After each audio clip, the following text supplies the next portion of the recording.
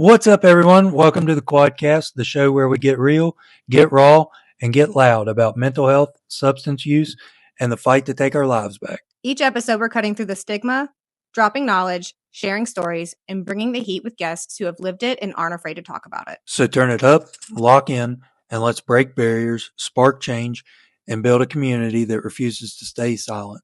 You're tuned into the Quadcast, and let's get into it. You can find us on Patreon, Facebook, Instagram, or email us. The Quadcast is always looking for new guests, whether you're individuals that have experienced it, you're in law enforcement, treatment programs, nurses, doctors, or anyone that just has something to say. Come share your story with us on mental health or substance abuse. Warning, there's cussing in this video. If you don't like swear words, well, you're watching the wrong damn show.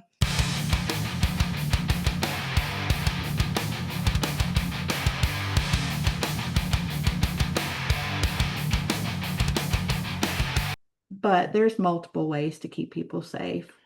Testing your drugs to make sure that fentanyl isn't in your drugs, which has another side to it. Some people test it, they want to use fentanyl, so they'll test it to make sure fentanyl is in it, their drugs. Sure. So, what is your personal outlook on the needle exchange programs? Is that beneficial to users? And I don't know what types of substances you dealt with, but from your personal aspect, before we kind of get into your professional aspect, what is your outlook on those? So personal, I'm for it. Professional, I'm for it, because it can prevent spread of HIV and other diseases. It's preventing people from picking up dirty needles or finding needles in the trash or whatever, sharing needles, which isn't healthy. Sure. I didn't used to agree with it, like a lot of other stuff, until I really educated myself with it, and I've seen programs operated as they should be. Right. To where those participants, there's very strict guidelines. I hate to think of us losing our harm reduction program for reasons as the spread of diseases. So if, and I'll put this out there just because of a past recording yesterday with Brian, if you were in front of a senator that was pushing a legislature bill or introducing one on what he is, we talked about the needle exchange program, and he touched on how it was intensifying the amount of needles that were being put out there to be just negatively disposed of. What would you push to them in that aspect of trying to keep that program? So as far as the disposal of needles, that's what a lot of the programs, if you do not bring, say you have 5 needles, if you do not bring all 5 of those needles back, you're not leaving with needles. Cool. So that encourages those in active use. You don't just throw your needles down. You bring them back with you, and then of course the health department disposes of them properly. But I'll say this too, with any other program, like with any other program, whether it's substance use related or not, you're going to have those people that abuse it. Sure. There's a downside to everything. Absolutely. But the difference is harm reduction saving lives. Sure. It's giving people chances to find recovery and to be a benefit to their communities. One thing that I see, because I do a lot of street outreach, one thing I see is, and I get it, I'm not saying I don't get it, I get it. I've been robbed, I've had money taken from me from people in active use, so I get that side of it. Sure. Especially in the west end of the county, which is a hot subject right now with us that work in this realm, because They shut down the community center, to us having a warming shelter there this year, and that is a very sensitive subject. Touchy subject. But it's been made, if you provide a warm place for them, people are going to flock there. Sure. Might be true, but there's already at least 50 people in a tiny town that could possibly freeze to death. So here's my thing in communities. Here's what I tell people that complain about people breaking into their buildings. I get that. I don't want my stuff broken into either. But as communities, if we would step up and help provide them with food or clothing or a warm place to get in when it's pouring the snow, they're not going to have to break into your buildings. Sure. And rob you. So there's two sides to it. But until we as a whole see them as people and are willing, I hate people complaining without offering to make a difference. Sure. Don't just sit back in your house and complain about it if you're not willing to step outside your doors and do something to make a difference. I don't disagree with that. I mean, there has to be, you can be against something, but on the other aspect of it, we have to be doing something about it. And we're not doing anything about it. All we're doing is trying to negatively impact it to seek change. But I think in, the other aspect of it, our negative impact on it is only creating a bigger problem. Yeah. Yeah. And we're going down rabbit holes, but I'm a rabbit hole kind of guy. There's a person in Rupert that they're homeless because of their mental health. Okay. They've had inpatient treatment. They've done well with that, but they get out. They have nowhere to go. And they are literally living in the woods. They will not go stay in some of the houses in Rupert where people stay because I think they use every now and then, but they're not in active use and they don't want to be around it. So they could possibly, like, I worry about this person constantly. Mm-hmm. They have no means. They come out, they're staying in the Rupert area, and they have myself and two other people that are checking on them constantly and helping them all they can. But we have resources, yes. But do we truly have resources? Because if we did, would that person who has a lot of mental health struggles, would they be homeless right now? Sure. Even those with substance use. I didn't truly ever want to be in substance use. Did I don't think choose? anybody No. actually does. No, and that's there's so much negativity, but I get it. It's like, anyway, I get it. I think the majority of the negativity comes from the amount of people that are reoffending. And Absolutely. the negativity comes from the ones that are constantly stealing to feed their addiction and get, Absolutely.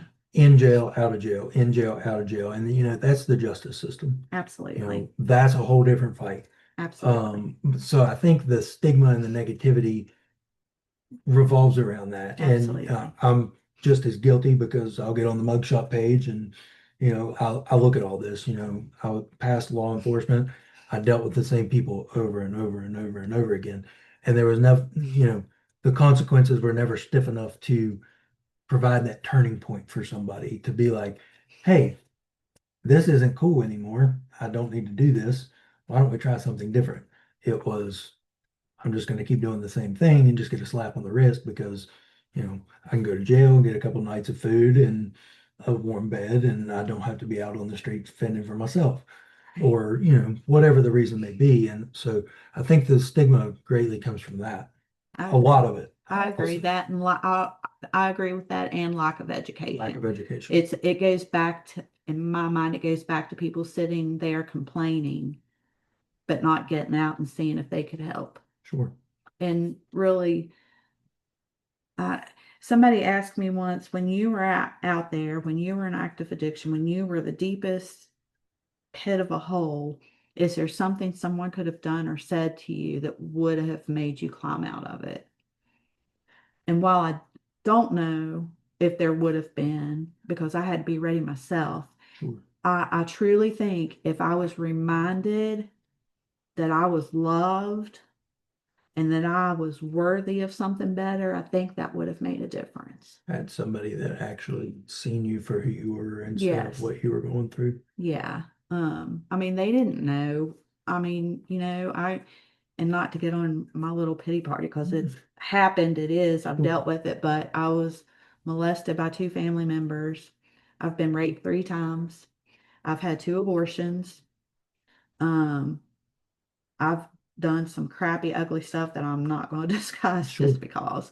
But I hated myself. Hated myself. I was ashamed of myself because I felt like that I did something for them to molest me. I did something to be raped. Obviously, if I got pregnant, had an abortion, that was my fault too, even though Sure. whatever. Um, none of that none of those are my proud moments. But if somebody would have came along and said, "Hey, I see you. You're worth doing something different." Right. Would that have made a difference? Probably. I don't know that for sure. You can only But speculate that, but but with that being the way that you feel now, I feel like it could have led to it could have helped. could have helped that. But anyway, I'm gonna kind of jump back and touch a little bit more on the parenting side of things. absolutely. Was there anybody throughout your journey with substance use who supported you as a parent during your addiction? Family, friends, community, anybody? Not really. Um, I kept it hidden for a long time with my family, with my parents. Um, my mother and I weren't real close a lot of my life, so it was easier to hide it from her. My dad struggled with alcohol for years until he got his first DUI, and then he was done. Like that's all it took for him. Sometimes that's what it That was takes. done. He was done. Tell you the legal process with the DUI is Yes. enough to drive you Yeah. sober. When he had to serve, go to jail in a few weekends, he was done with that. But it was camouflaged a lot. Um, and really, I'm trying to think, did anybody support me? I don't know if I really talked to anybody about it because I was so ashamed to even allow anybody to support me, if that makes sense. Do you think if you were willing to talk about it at that point, to have somebody step in that position, do you think you would have allowed them?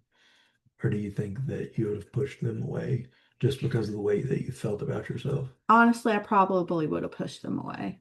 I mean, that makes sense. And I think most people probably would in that point Yeah. because, I kind of go back to, you have to be ready to Yeah. fight the battle Yeah. yourself before anybody can help you. Yeah. And that's why it's so important to me with the people that I serve. The majority of them are still in active use, unfortunately. But it's really important to me just to keep that door of communication open with them Sure. and me be a constant in their lives so that if and when they're ready, they know there's somebody there that's ready to help them walk this out. What kinds of support do you wish were available that weren't as a parent struggling with substance use? Their first thing that comes to mind is there needs to be more recovery facilities for parents and children. Okay. Whether that's a single mom with children, whether that's a single dad with children, whether that's a married couple or just a couple, mom and dad that are together in a relationship, to be able to offer sober living or long-term recovery for families with children. Sure. That's a great topic because I feel like that would be a hindrance to most people seeking recovery and treatment is I've got kids, I can't go do that. Right. Somebody has to be with them. Right. And if you think about it, I mean, there are a few like Seed Sower, Mhm. they have a I just program. recently heard about it. But can you imagine the difference that it would make if, because children, when their parents use, it affects the kids too, obviously, and the kids are probably going to follow in their parents' footsteps. But it goes back to, and Brian actually touched on this last night a little bit. You know, most children are experiencing their first traumatic event with parents that are users. Absolutely. Whatever that may be, overdose, that's Absolutely. detrimental to a kid. And, that's where the mental health side comes into. The Absolutely. substance use side is, you know, we're putting those children are going through things that children shouldn't have to go through at a very Right. young age and setting precedents for the rest of their life. Right. Whether they necessarily remember it or not, it's It affects shaping them. them. But can you imagine the difference that would make if there was a facility where the parents could come with their children, the children receive services, Yeah. the parents receive services, and they grow together as a family. Can you imagine the difference that would make? That could I think change it would their be lives. absolutely amazing because, it's kind of full circle there. You're supporting the parents, but also supporting the kids through that time and giving them an outlet to choose a different path Absolutely. and deal with the mental health aspect of that. Absolutely.